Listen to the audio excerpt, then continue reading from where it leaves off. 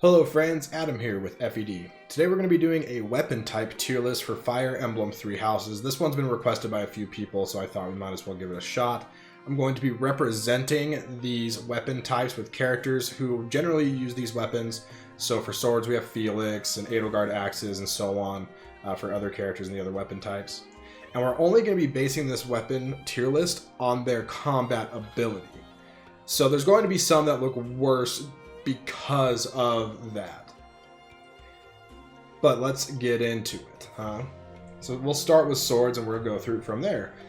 So again, I have it represented by Felix, and I think swords are good. Swords, they lack anything that really sets them apart from the other weapon types, aside from maybe Windsweep. Windsweep, only 2 characters get it, but I'm going to count that as a sword combat art, therefore swords are good. And then there's just other stuff that really just isn't that great, honestly. Wrath Strike is great early game. You have other ones like Subdue, that's like why. You're rarely going to use Subdue. And I don't know, that's just my feeling on it. I don't think it's very good. It doesn't have any like Brave effect kind of attacks and whatnot, so I think good is fair for swords. Also, lack of easy 1-2 range. The only 1-2 range access there is the Sword of the Creator, which is Bioth exclusive, and then also the Levin Sword, which is deals magic damage rather than physical damage, which means it's not going to be good on every unit. So I think good is fair here.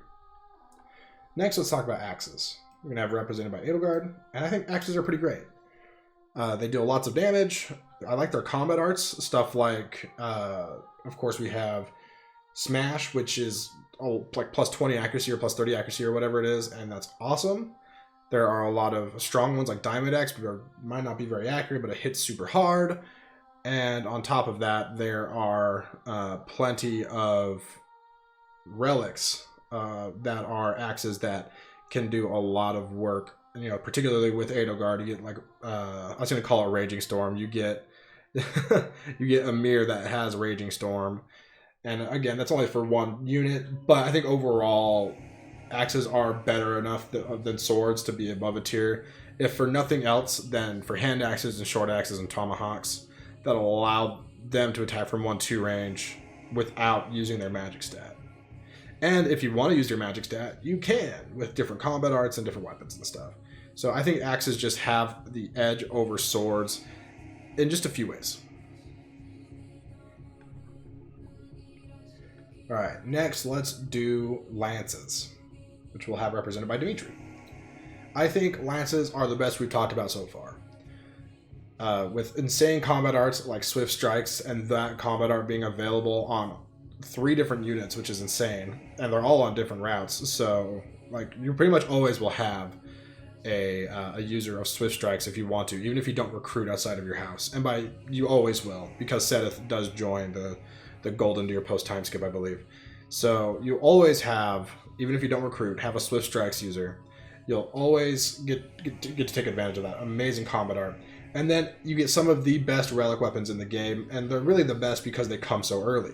You can get Sylvain's relic weapon, the Hero's Relic, the Lance of Ruin, after Chapter 5, which is insanely early and just allows really early high damage output, especially if you let Sylvain use the combat art associated with it. You also get Luine really early, which is Ingrid's Lance. Again, really high might, can deal a lot of damage if you need it to. Those are both really good early game weapons that you get, you know, within the first 7 chapters of the game, and that's one thing that just makes lances so good in 3 houses. On top of that, you have the benefit of 1-2 range weapons with javelins, short spears, and all that. And I already mentioned it, but any time you can have a combat art that allows you to attack twice in a row with a little bit of added might and whatever else is amazing. So you're automatically doubling before the enemy counters, and a lot of times that's enough to just, you know, get rid of an enemy right away. So lances are dope. Next we have bows, and bows I'm going to put above lances. I had a hard time picking between these two which one would be best, but I think bows slightly edge out lances because of with close counter, you have perpetual like 1 to 3 to 4 to 2 range depending on your class. There's point blank volley for a few characters. Every character can learn Hunter's Volley if you go sniper, and Hunter's Volley is actually worth learning. Whereas like Astra for Swordmaster is not that good. It costs a lot of weapon uses for how much damage it does. Like honestly, you're better off just using like a Brave Sword or something and attacking twice in a row. And bows have just insane utility too in combat, being able to deal chip damage throughout the entire game safely. Makes characters like Bernadetta or Ignatz or Ashe in the early game, who really can't survive in rounds of combat very often, they will be able to get experience, deal chip damage, and really contribute to the team, even though they're pretty weak. So I really think bows are potentially the best in the game, but that's just me. Maybe that's just me. I think bows are really good. Okay. Next we'll do gauntlets, represented by Raphael. Gauntlets are great. I think gauntlets are great. I do think they're better than swords. There's like no 1-2 range when it comes to gauntlets, which is kind of a pain. Am I wrong on that? I feel like I'm wrong on that for some reason. I guess there's the War Cleric combat art, Numa Gale or whatever it's called. So that's a thing. But for the most part, you're not going to have a 1-2 range gauntlet, right? So it misses out on that, much like swords, except they don't even have like a magic variant, I believe, which sucks. But always doubling. Always doubling is crazy. And then they have amazing combat arts like Fierce Iron Fist, where you can attack 3 times in a row.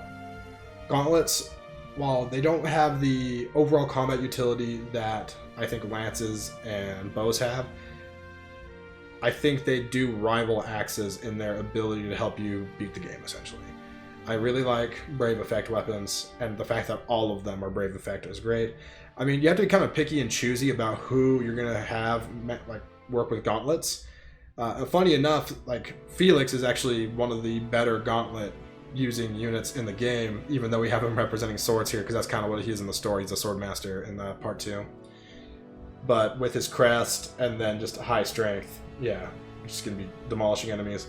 Yeah, so like just get like, and they're super low weight too. So in the early game, they can be used to prevent your units from being doubled on enemy phase. They have so much utility on the battlefield for combat and stuff that really helps you in the early game. And then I feel like gauntlets get the weakest in the mid game, where your unit's strength isn't quite enough to be dealing a ton of damage. But by the time you get to the end game, gauntlets pick it up again. So I feel like there's really great early game utility and really great end game utility when it comes to gauntlets on units. Alright, next we have Faith Magic, and again, this is just combat based, not utility based. We're not counting heal or recover or physic or warp or any of that. We're just talking attacks. I think it's pretty bad. I know you can set up stuff like Magic of Void or White Magic of Void plus 20 plus Nosferatu and plant like Byleth in a tree or forest or whatever, and have him dodge tank for you, and that's a great tactic. But I don't think it's as useful as having other units who are more effective with even swords. So as far as combat goes, I think it's pretty weak, honestly. All right, last but not least, we have Reason Magic, which is both black and dark magic, and I think we're going to go into great tier with this. I think I'm going to put it just above Axis.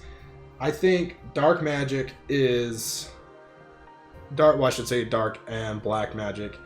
Obviously, some of the highest damage output you'll have in the game is from units with high magic, and just like big spells.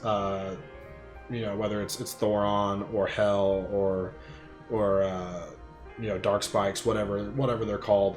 You're going to be demolishing enemies with these, even in one hit, with units like Lysithea or what's her face, Constance. Sorry, I'm still not super used to the DLC characters. Constance is great, high magic. I just don't think I can put it into best tier because it lacks the outside of just dealing big damage. There's not much else you can do with it. Rarely are you going to double because the spells are heavy. They don't have any like combat arts associated with Reason Magic, and I don't know. I like the range. I like the attacks, but there's just not that extra oomph. There's not that extra special thing about them that we see with both bows and lances. So I think great tier is fair. But that's just what I think. All of these are good, except for Faith Magic and Combat is honestly, it's obviously the weakest. Aura is like, it's either really heavy, doesn't deal enough damage, or anything else. It just doesn't have the utility that other things do. But everything else is honestly at least good. That's why I named the tiers this way. I think swords are good still. They're just not as good as the great and best things. But these are just my thoughts. Let me know what you would change in the comments. Where would you place these different? Maybe, since there's only 7, I think it'd be really interesting if you wanted to put your own tier list in your comment, just because, again, there's only 7 options. So it should be a pretty easy one to write down. And tell me what you would want changed to my tier list. I'm pretty happy with it personally, but I would love to hear your thoughts. Anyways, thanks for watching, friends. Subscribe for more content like this, more Fire Emblem, and also I'm playing Xenoblade Chronicles and other stuff like that on the channel. So make sure to subscribe for more of that, and I will catch you next time.